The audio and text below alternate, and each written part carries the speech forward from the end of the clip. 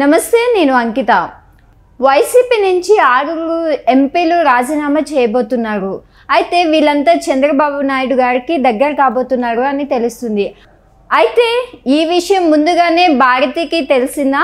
అయితే దీంట్లో ఎంతవరకు నిజం ఉంది అన్న విషయాన్ని నాతో పాటు డిస్కస్ చేయడానికి సీనియర్ అనలిస్ట్ అంకమ్మరావు గారు ఉన్నారు. ఆయనతో మాట్లాడదాం.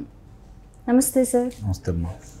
సార్, ఇప్పుడు చూస్తే వైసీపీ పార్టీ నుంచి ఒక్కొక్కరుగా బయటకు వెళ్ళిపోతున్నారు అన్న విషయం చాలా రోజుల నుంచి బయటకు వస్తుంది.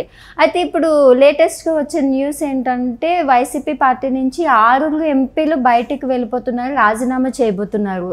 అయితే ఈ 6 ఎంపీలు కూడా చంద్రబాబు నాయుడు గారికి దగ్గర కాబోతున్నారు అని తెలుస్తుంది. అయితే ముందుగానే ఈ విషయం సాక్షి ఆర్టికల్లో రావడం ఏంటి అంటే భారతికి ముందే ఈ విషయం ఎట్లా తెలిసింది అన్న క్వశ్చన్ అందరిలోనే ఉంది. సో ఇది ఎంతవరకు నిజమంటారు? సాక్షి అనే పత్రిక అంటే దినపత్రిక సంబంధించి ఏ వార్త ప్రచారమైనా కూడా అందులో సాక్షి అనేది ఒకటి ఆ రోజు తారీఖు వస్తుంది కదా, అది తప్ప మిగిలిన ఏమీ నిజం ఉండదు దాంట్లో.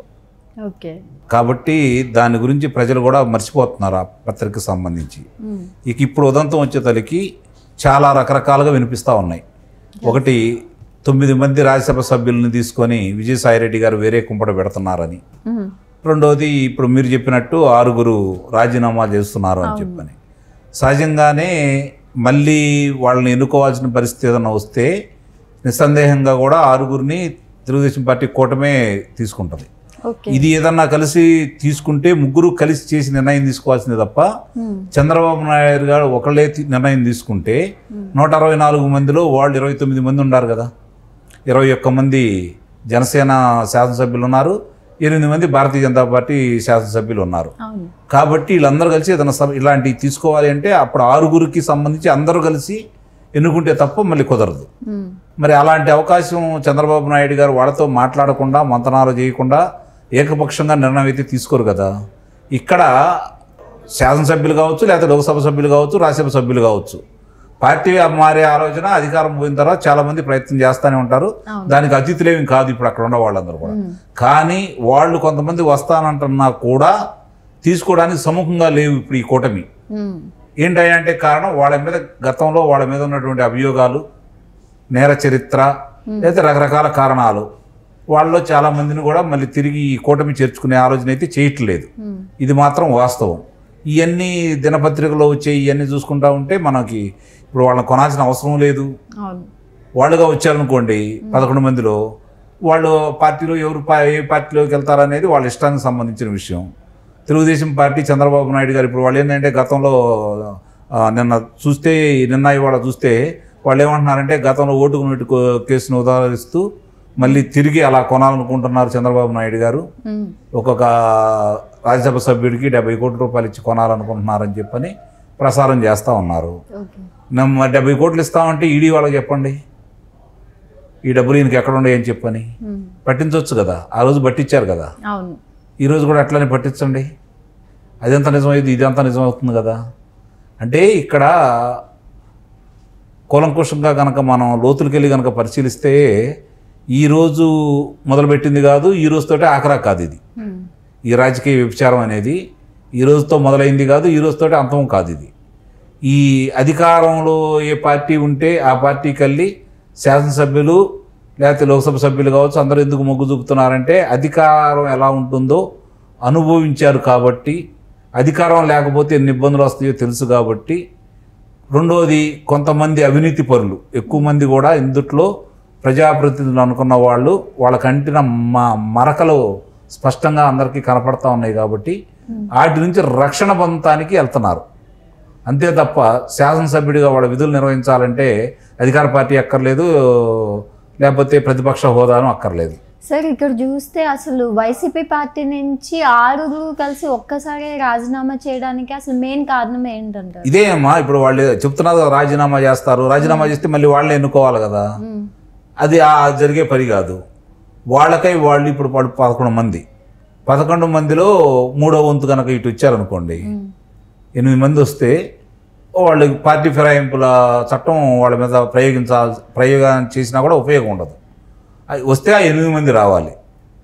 ఆ 8 మంది కాకుండా ఒకళ్ళిద్దరు ఏదన్నా వస్తాం అన్నారనుకోండి, వస్తామంటే వాళ్ళు కనుక రాజీనామా చేస్తే ఈ పార్టీ తరఫున వీళ్ళు మళ్ళీ గెలిపించుకోవడానికి అవకాశం ఉంటుంది. ఎందుకంటే వీళ్ళే సంఖ్యాబలం ఉంది కాబట్టి, 4గురికైనా 5గురికైనా ఛాన్స్ వీళ్ళకే ఉంది కాబట్టి అలా వచ్చేవాళ్ళు ఎంతమంది ఉన్నారు దాంట్లో, అది కూడా ఆలోచించుకోవాలి కదా. అది తెలుగుదేశం పార్టీకి ఎలా వస్తారు, ఒకవేళ ఇవాళ వస్తే ఆ పరిస్థితి ఏంటి? కూటమి మధ్య విభేదాలు సృష్టించడానికో, లేకపోతే లేనిపోయిన అపోహలు సృష్టించడానికో, లేకపోతే ప్రజల మధ్య ఇంకా వాళ్ళు ఆ పార్టీ ఉంది అని చెప్పి చెప్పుకోవడం కోసం ఇలాంటి ఉదంతాలు బయటికి తీసుకొస్తున్నారని అయితే నేను భావిస్తాను. మీరు అన్నట్టు ఈ సాక్షి పేపర్కి ఎలా తెలుస్తుంది? నిస్సందేహంగా ఇలాంటి ఏదైనా జరిగితే ముందే అన్ని పత్రికలకు వస్తాయి. వాళ్ళు చెప్పారు అంటే ఒకవేళ వాళ్ళే ఇలా పంపించాలని ఏదైనా ప్రణాళిక రచిస్తున్నారేమో. అంటే తెలుగుదేశం పార్టీలో వాళ్ళ సభ్యులను ఇప్పుడు వాళ్ళకు వాళ్ళు ఏమనుకుంటున్నారంటే, ఇప్పుడు చాలామంది అరాచకం చేసిన నాయకులను అందరిని కూడా తెలుగుదేశం పార్టీ పంచనా లేకపోతే జనసేన పార్టీనో కూటమి తరఫున చేర్పిచ్చేసి ఇప్పుడు ఆ రాష్ట్రంలో గొడవలు సృష్టించడానికి, ఇప్పుడు నిన్న చెప్పారు కదా, ఢిల్లీ వెళ్ళి 36 మంది హత్యగావించబడ్డారు, 35 మంది ఆత్మహత్య చేసుకున్నారు అంటే అందుట్లో ఒకళ్ళే అందరూ తెలిసింది ప్రపంచానికి. మిగిలిన 70 మంది ఎక్కడ ఉన్నారో వాళ్ళే చెప్పాలి. అంటే ఇలాంటివన్నీ చేసి ఆ 70 మందిని వాళ్ళే ఇలా చేసేసి ఈ కూటమి వాళ్ళు ఆ తెలుగుదేశం పార్టీ వాళ్ళు చంపారని చెప్పడం కోసం ఇలాంటి ప్రయోగాలు చేస్తున్నారని, అరాచకాన్ని సృష్టించేసి ఇక్కడ మత కల్లోలు కూడా సృష్టించే ప్రణాళికలో వాళ్ళు ఉన్నారని చెప్పని వినిపిస్తున్నటువంటి వార్తలు. చేయగల సమర్థులు కూడా వాళ్ళు, అందులో ఎలాంటి సందేహం కూడా ఏమి లేదు. కాబట్టి ఈ కూటమి వాళ్ళు చాలా జాగ్రత్తగా ఉన్నారు.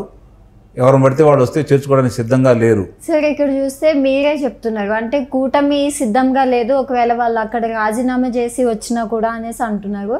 అయితే అంటే ఇప్పుడు కూటమి అంగీకరించినప్పుడు అసలు రాజీనామా చేసే ధైర్యం వాళ్ళకి ఎలా వస్తుంది? రాదు. అదే నేను చెప్పేది, ఇవన్నీ ఊహాగానాలే.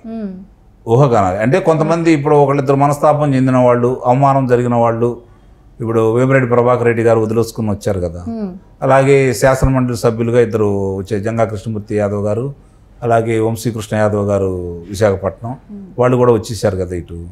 ఇప్పుడు అలాంటి వాళ్ళని తిరిగి వాళ్ళే, ఇప్పుడు ఆయన శాసనసభ్యుడు అయ్యాడు కాబట్టి ఆయనకి ఇబ్బంది లేదు, ఆ స్థానంలో వేరే వాళ్ళని జనసేన వాళ్ళకి ఇచ్చేశారు.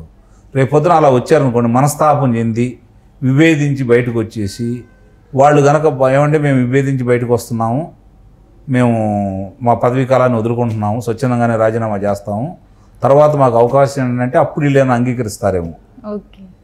అంతే తప్ప అది కూడా మరి అంటని వాళ్ళు ఎవరన్నా వస్తే, అంతే తప్ప ఎవరు పడితే వాళ్ళు వస్తే మీరు రాజీనామా చేయండి తిరిగి మమ్మల్ని గెలిపించుకుంటామని ఈ కూటమి కానీ చంద్రబాబు నాయుడు కానీ ఎట్టి పరిస్థితిలో కూడా అవకాశం మాత్రం ఇవ్వరు. అది మాత్రం వాస్తవం. Okay, thank you so much.